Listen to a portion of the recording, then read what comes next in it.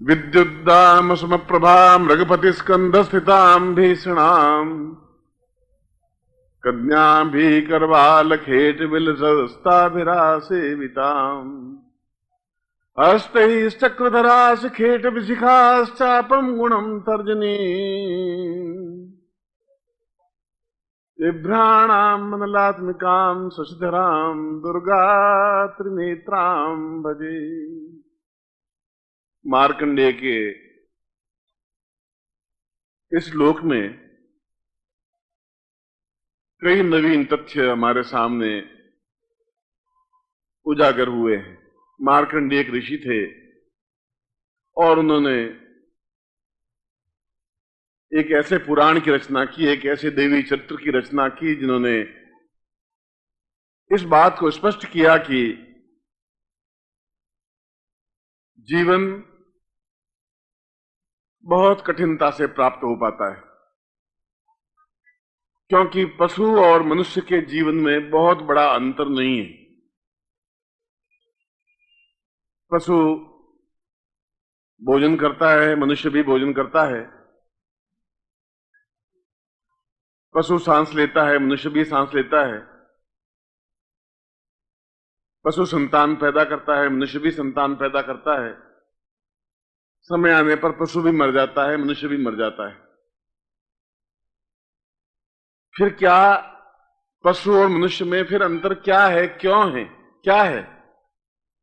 और इस श्लोक में मार्कंडेय ने कहा है कि जब जीवन में एक गुरु की प्राप्ति होती है, जब जीवन में एक मार्गदर्शक की प्राप्ति होती है, जब जीवन में एक रास्ता दिखाने वाला मिलता है, जब इस बात की आपके चित्त पर ठोकर मारता है, एहसास करवाता है कि तुम्हारे पशु जीवन में कुछ अंतर नहीं है, अंतर तब आएगा जब आप जीवन में अपने जीवन को उदात्त बनाने की ओर अग्रसर होंगे। जब जीवन में एहसास होगा कि मेरा जीवन प्रभु ने कुछ विशेष कारण से दिया है, उसके पीछे कुछ हेतु है, कुछ लक्ष्य है, कुछ उद्देश्य है। क्योंकि पशु भगवान ने तो कोई तृण, एक घास का तिनका भी बेकार पैदा नहीं किया। प्रत्येक की एक उपयोगिता है। वह क्या उपयोगिता है वह मनुष्य नहीं समझ पाता। वह अपने आप को मनुष्य कहते हुए भी पशु तुल्य जीवन व्यतीत करता है। वह केवल धन कमाने को और संतान पैदा करने को ही अपने जीवन का सर्वस्व समझ बैठता है, मगर इसके अलावा भी एक जीवन है। और इसीलिए मार्कंडेय ने उसी समय से कह दिया था कि आने वाली पीढ़ियों के लिए एक आध्यात्मिकता का रास्ता बनना चाहिए, एक ऐसा रास्ता बनना चाहिए जहां उनको एहसास हो सके कि मेरे जीवन का लक्ष्य क्या है, मेरे जीवन का उद्देश्य क्या है। क्या नौकरी है, क्या व्यापार ही है, क्या धन कमाना ही है, क्या संतान पैदा करना ही है, क्या जीवन को यापन करना ही है, क्या मृत्यु को प्राप्त हो जाना है, क्या इसके अलावा भी कुछ है? वह अलावा क्या है यह केवल वही बता सकता है जिसको हमारे शास्त्रों में गुरु कहा गया है। और यह गुरु शब्द संसार में केवल भारतवर्ष में ही है। बाकी स्थानों पर टीचर है, एजुकेटेड पर्सनालिटी है, उनको हम पैसे देते हैं, वो आपको पढ़ा देते हैं। गुरु की भावना, गुरु का शब्द और गुरु शब्द जहां अपने आप में अपनत्व है होता है, जहां अपने आप में एक अटैचमेंट होता है, जहां अपने आप में प्राणों की क्रिया बनती है, जहां गुरु और शिष्य की एक भावना बनती है, ऐसा शब्द केवल भारतवर्ष में ही है। जहां स्वार्थ नहीं होता, जहां केवल यह भावना होती है कि इस व्यक्तित्व को ऊंचा उठाना है। और ऊंचा उठाने के लिए इस श्लोक में दो टूक स्पष्ट शब्दों में कहा गया है, मस्म प्रभाम रघुपति स्कंदस्ताम भीषणाम। केवल सुनने से जीवन में उत्थान संभव नहीं हो पाता। मैं भी जीवन में राम कथा, कल जैसे मैंने प्रवचन में कहा कि मैं राम कथा वाचक रहा हूं, कृष्ण कथा वाचक रहा हूं। 6 साल तक राम कथाएं की हैं, कृष्ण कथाएं की हैं। जीवन को कई रंगों में जीवन को जिया है। मगर क्या सुनना और पल्ला झटक के रवाना हो जाना जीवन बन जाएगा? ऐसे तो सैकड़ों वर्षों से हम राम कथा सुनते आए, मुगल हम पर अत्याचार करते रहे। हम राम कथा, कृष्ण कथा सुनते रहे, राम की नाम लेते रहे और अंग्रेजों ने हमारे ऊपर आधिपत्य करते रहे, हमें गुलाम बनाते रहे। हम दास बना दिए हमें। हमें अधम बना दिया, हम कमजोर बना दिया, हम पंगु बन गए, हम निराशित बन गए, हम एहसास नहीं हो पाया कि हम भारतीय हैं, भारतीयता का एहसास भुला दिया गया। क्यों ऐसा हुआ? इसलिए ऐसा हुआ कि हम केवल सुनते ही रहे। गालियां दी उन्होंने, अंग्रेजों ने, तो सुनी। मुगलों ने हत्या जजिया कर लगाया तो हमने सहन किया। उन्होंने अधम किया तो सहन किया। उन्होंने हमें बाबू बनाया तो हमने सहन किया। हम तन करके खड़े नहीं हो सके। और नवरात्रि में जगदम्बा मार्कंडे कह रहे हैं कि इस बात का सूचक है कि उसके 10 हाथों में आयुध हैं। एक नारी होते हुए भी एक शस्त्रवान है, ताकतवान है, क्षमतावान है। वह मस्म प्रभा, अपनी खुद की प्रभा से, अपने जीवन की ज्योति से आगे जलने वाली क्रिया है। वह अपने आप में जगदम्बा है, वह अपने आप में गुरु भी है। इसलिए कि वह एक जीवन में इस बात को एहसास करवाती है कि यह जीवन पंगु बनकर के जीवन जीने वाला नहीं है, मगर अत्याचार करने वाला जीवन भी नहीं है। हमारा बल दूसरों को नुकसान पहुंचाने वाला भी नहीं हो, मगर हमारा जीवन गुलाम बनने के लिए भी नहीं हो। ऐसी स्थिति में सैकड़ों पंथ बने इस भारतवर्ष में। इस भारतवर्ष में गोरख संप्रदाय बना, इस भारतवर्ष में नाथ संप्रदाय बना, इस भारत में भक्ति का मार्ग चला। कबीर बने, सूर तुलसी बने, मीरा बनी और भक्ति के मार्ग को अवलंबित किया गया। शैव बने, वैष्णव बने। इसमें सैकड़ों हजारों पंथ चले और हमने सब पंथों को स्वीकार किया, ग्रहण किया, क्योंकि हमारे सहन करने की शक्ति है। मैं उसके बाद भी हम गुलाम बने रहे, उसके बाद भी हम पंगु बने रहे। हम ताकतवान नहीं बन सके, आत्मबल नहीं आ सका। क्यों नहीं आ सका? इसलिए नहीं आ सका कि ऐसा गुरु नहीं बन सका, ऐसा मार्गदर्शक नहीं बन सका जो तुम्हें ठोकर मार के कह सके कि तुम्हें क्षमता है, तुम्हें तेज है, तुम्हें साहस है, तुम्हें पुरुषार्थ है, तुम्हें पौरुष है। और तुम सही अर्थों में पुरुष तब बन सकोगे जब तुम्हारा आत्मबल अपने आप में ताकतवान बन सकेगा। केवल हाथ जोड़ के, विनती करके, गिड़गिड़ा के, रोते हुए जीवन जीने से जीवन नहीं बन सकता।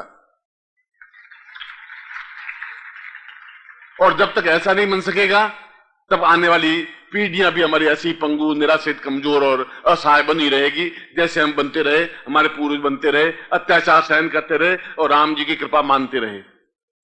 मुगलों ने हमारे ऊपर अत्याचार किया, मंदिर तोड़ते गए। मैं किसी मुगल की या किसी मुसलमान, हिंदू संप्रदाय बात की नहीं कर रहा हूं। जो भी अधर्मी है, हम में से भी अगर कोई अधर्मी है, हम तो मस्जिद को भी उतनी हाथ जोड़ते हैं जितना मंदिर को जोड़ते हैं, जितना चर्च को जोड़ते हैं, जितना गिरजाघर को जोड़ते हैं। हमारे ईसा मसीह भी वैसे ही है, वैसे ही पैगंबर हैं, वैसे ही राम है, वैसे ही कृष्ण है, वैसे ही राम कथा है, वैसे ही कृष्ण कथा है। मगर सबसे बड़ी वैदिक काल से लगा करके ये भक्ति मार्ग तो 300 वर्षों से, अकबर के समय से ही प्रारंभ हुआ। केवल अकबर काल में कबीर, सूर, तुलसी, मीरा जितने भी बने वो सब एक ही समय में बने। वह धर्म भी, वह भी संप्रदाय अपने आप में सही है। जब कुछ नहीं होता तो राम जी जो करेंगे सही करेंगे। बीमार पड़ेंगे तो राम जी की कृपा है, ठीक हो गए तो भी राम जी की कृपा है। बेटा नहीं हुआ तब भी राम जी की कृपा है, नहीं बेटा हुआ तब भी राम जी की कृपा है। हम मर रहे हैं तब भी राम जी की कृपा है, 25 साल की अवस्था में मर रहे हैं तब भी राम जी की कृपा है। मगर हम स्वयं, जब शंकराचार्य कह रहे अहम ब्रह्मास्मि, मैं ब्रह्म हूं, इस ब्रह्म को साक्षात्कार कौन करवाएगा? ये कैसा एहसास होगा कि तुम स्वयं ब्रह्म हो, दूसरा ब्रह्म नहीं है। शंकराचार्य ने स्वयं कहा द्वितीयो नास्ति अहम ब्रह्मास्मि, मैं स्वयं ब्रह्म हूं, मैं स्वयं ज्योतिर्मय हूं।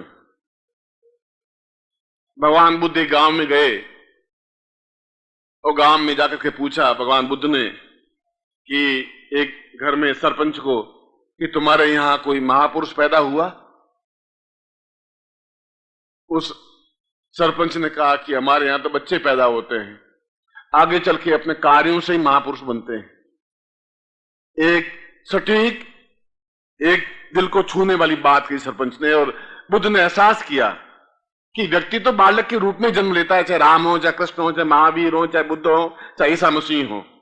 अपने कर्मों से वो पुरुष बनते हैं, महापुरुष बनते हैं। अपने कर्मों से राम, अपने कर्मों से बन सके, कार्यों से बन सके। दुख संघर्ष झेला मगर अपने जीवन की क्षमताओं को नहीं भूले। कृष्ण ने भी उतना ही दुख झेला, उतनी वेदना झेली। ये अत्याचार उसमें भी था जो आज भी है, उसमें भी कंस था।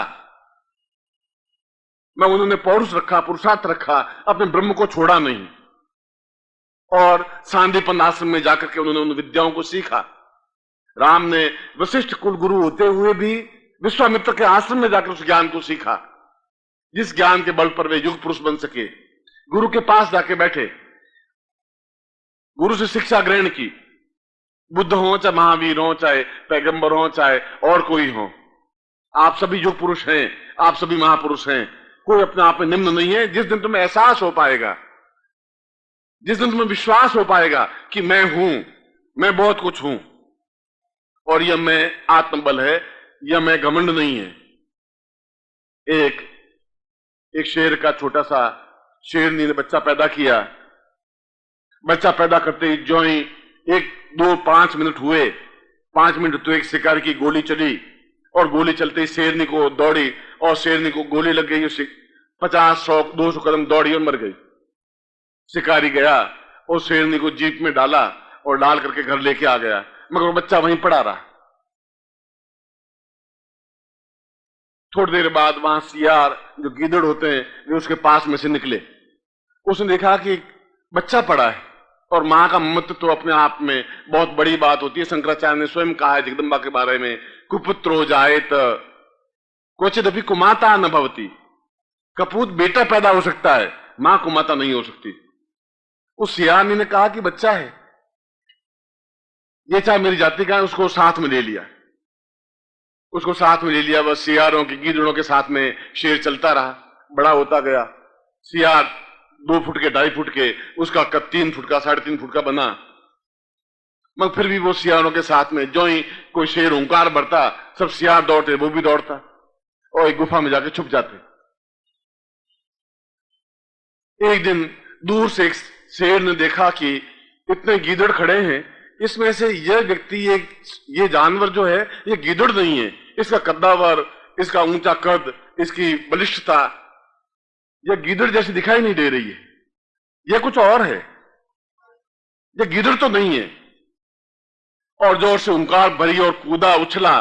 उछलते सब सियार दौड़ गए, और उसने उस बच्चे को पकड़ लिया, जो उस समय जवान हो गया था, 3 साल का, 3.5 साल का। उसने कहा तुम कौन हो, क्या हो? उसने कहा मैं गीदड़ हूं कर रहा हूं। उसने कहा तुम गीदड़ नहीं हो, तुम्हें गलत फहमी है कि तुम गीदड़ के घर में पैदा हुए, गीदड़ के साथ बड़े हुए, पैदा तुम नहीं हुए। तुम शेर हो, और मैं तुम्हें एहसास करवा रहा हूं तुम शेर हो। तुम्हें ताकत है जितनी मुझ में ताकत है। तुम जंगल के राजा हो, और ये सामने हाथी खड़ा है, चिंगाड़ मारते हुए हाथी के ऊपर टूट पड़ो, और इसका सिर 2 हाथों से विदीर्ण कर दो, टुकड़े कर दो। एहसास हो जाएगा कि तुम मेरे ही वंश के हो। और वो शेर का बच्चा उछला, सामने दंते हाथी था, उसके सिर के 2 टुकड़ों में फाड़ दिया। उसने कहा तुम्हें मालूम पड़ा कि तुम शेर हो, और मैं तुम्हें एहसास दिलवा रहा हूं कि तुम शेर हो, गीदड़ नहीं हो। मैं तुम्हें विश्वास दिला रहा हूं। हम भूल गए कि हम गीदड़ के साथ में बड़े हुए, इसलिए हम हुआ करते रहे। हम गीदड़ों के साथ चलते रहे, हम गीदड़ बनते गए। कोई एहसास नहीं करवा पाया एक शेर कि तुम शेर हो, और हाथी को एकदम से तोड़ सकते हो, मिस्र को। और शंकराचार्य इसी बात की बात कर रहे हैं कि यह कार्य साधना के माध्यम से संभव है, यह कार्य मंत्रों के माध्यम से संभव है, यह ज्ञान के माध्यम से संभव है, यह गुरुत्व के माध्यम से संभव है। हमारा कोई भी देवता ऐसा नहीं जिसके पास आयुध नहीं हो। शिव के पास त्रिशूल है, कृष्ण के पास सुदर्शन चक्र है, इंद्र के पास गदा है, देवी के पास 10 भुजाएं हैं, 10 आयुध हैं। कोई भी कमजोर कायद नहीं है, मगर ये सारे आयुध दैत्यों का, दुष्टों का नाश करने के लिए है, नुकसान पहुंचाने के लिए नहीं है। और ये नवरात्रि इसी बात का संदेश देती है। मैं आपकी इस नगरी में, जो औद्योगिक नगरी है, यहां तो जो मेरे पास बैठे हुए हैं, उत्तर और दक्षिण भारत का संगम है। एक दक्षिण भारत से है, एक उत्तर भारत से, पूर्ण संगम यहां है। और दक्षिण भारत में भी उतनी ज्ञान की परंपरा है। शंकराचार्य स्वयं दक्षिण भारत से चल करके पूरे उत्तर भारत में बौद्ध धर्म को समाप्त किया, हिंदुत्व को जागृत किया, चेतना दी। एक दक्षिण भारत केरल का रहने वाला व्यक्तित्व, एक बनारस के पंडित अपने आप में पूर्ण ज्ञान, पूर्ण चेतना लिए हुए हैं। ब्राह्मणत्व है, पुरुषार्थ है, पौरुषता है, ज्ञान समाप्त नहीं हुआ है। मगर तुम्हें जगाने के लिए जरूरत है। ओम परम तत्वाय नारायणाय गुरुभ्यो नमः। ओम ह्रीं मम प्राण देह रोम प्रतिरोम चैतन्य जाग्रय ह्रीं ओम नमः। ओम भूर्भुवः स्वः तत्सवितुर्वरेण्यं भर्गो देवस्य धीमहि धियो यो नः प्रचोदयात्।